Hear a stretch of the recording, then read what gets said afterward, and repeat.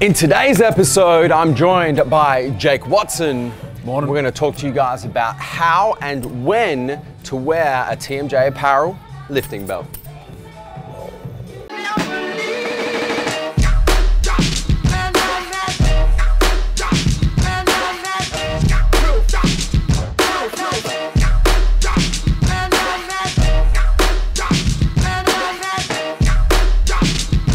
Jake, my man, one of my favorite pieces of training equipment or favorite workout aid are these things right here, these TMJ Apparel lifting belts. But I consistently see people using them either just wearing them incorrectly or using them at the wrong times. So I wanted to get your opinion, kind of, you know, as an independent party to lifting belts in general. Firstly, when do you want to wear a lifting belt? Secondly, how do you properly wear a lifting belt? Absolutely, man. All right, so probably like the biggest mistake I personally see as like someone who's coached a lot of lifters is people wearing lifting belts throughout their entire goddamn workout. So they'll just pretty much get the thing, crank it on, and it won't come off again throughout their entire session. Now, we were having a little chat about this prior, and there's just something that, like, it's a point I want to make, and I'm glad Joe agrees with me.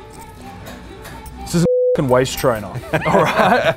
They're not there to make your waist narrower. They're not there to help taper you in, all right? That's not how they work. It's not what it's gonna do. I think that's one of the biggest misconceptions about lifting belts, especially in the physique-based sport community. 100%, you know, bodybuilders, men's physique, even, you know, girls, you know, do that exact thing. They put the lifting belt on at the start of the workout. I think it's going to crank everything and tighten it up, and keep it on for the entire workout. And you're saying that's just throw that out the window. That is complete look again, man, BS. I'm not going to cite a study for this. I'm not going to give you references and all this stuff, but I'm going to categorically tell you it's not what they do. It's not what they're for. And honestly, you're just wasting your time doing it. So tell us what they do and what they are for. So to use one of these correctly and to get the most out of it, it's an intra-abdominal pressure aid, okay? So what I mean by that is when you're lifting, this gives you something to brace your stomach against, which is going to increase intra-abdominal pressure and help protect your organs and your spine during lifts, okay? If you need one of these for bicep curls, you got to reevaluate how much goddamn body English you're using for bicep curl, all right? Me personally, I find I get the most carryover out of a belt in a movement like a squat, where I've got a heavy directional load down on my spine, and that intra-abdominal pressure is really important.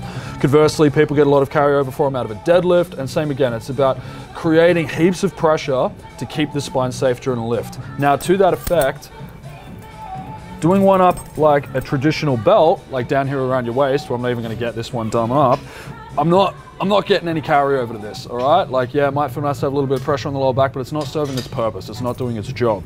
For me, I would personally prefer to have it set a little bit higher with a good amount of tension, but I still want to be able to breathe in it, all right? So something like this for me in a squat-based movement is pretty much perfect. Now, I've actually got a little bit of play in it, but the principle is that I can do this.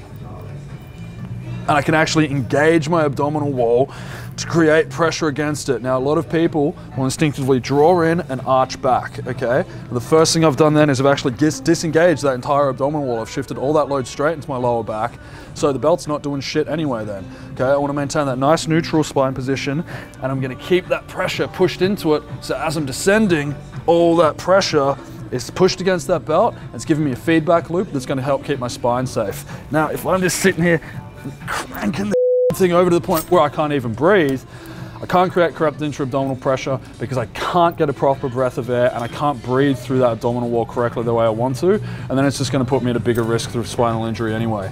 So, awesome tool when used correctly. They're there as an assistant tool, not as a replacement tool.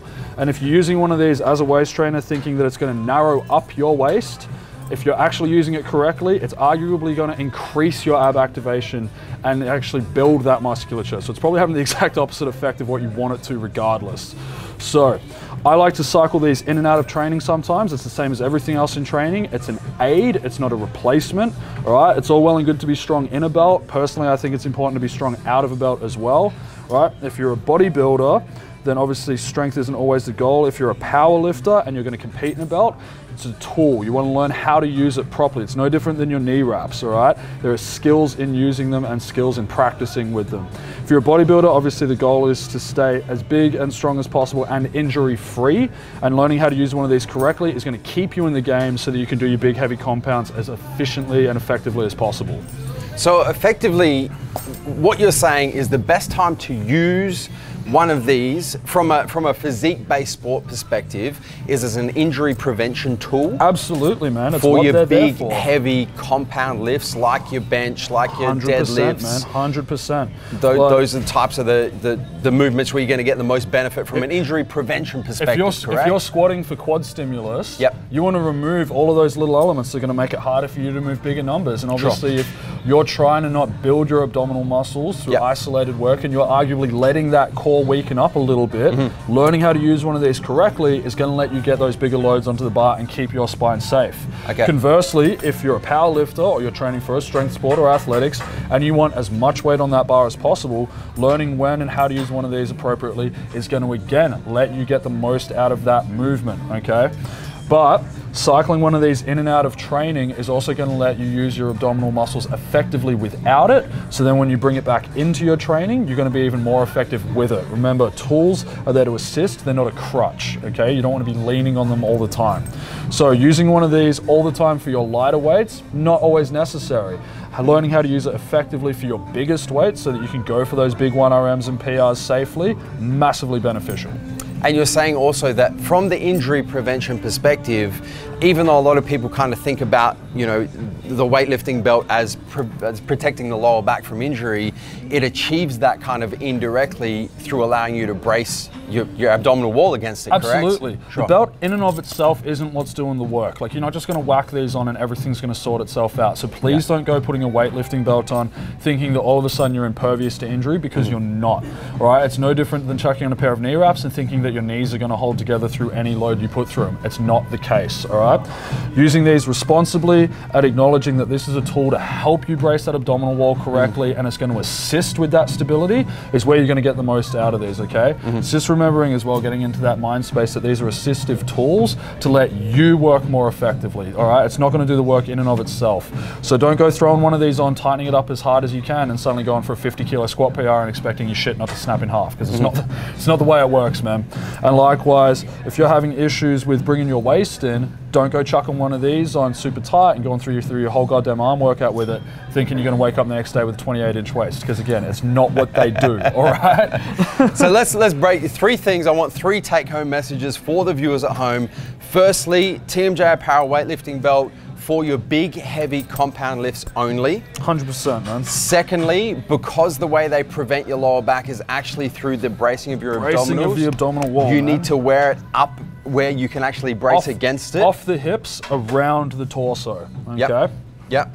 Number three, don't do them up so tight that you can't breathe. Yeah, exactly. Right? So you should be able to like get a thumb or a finger in between you're going to want to have that little bit of leeway in it so that you can actually move the abdominal wall to create pressure against it. If it's constricting on you too much, you're actually going to hinder yourself by not being able to stabilize that torso with a proper belly full of air.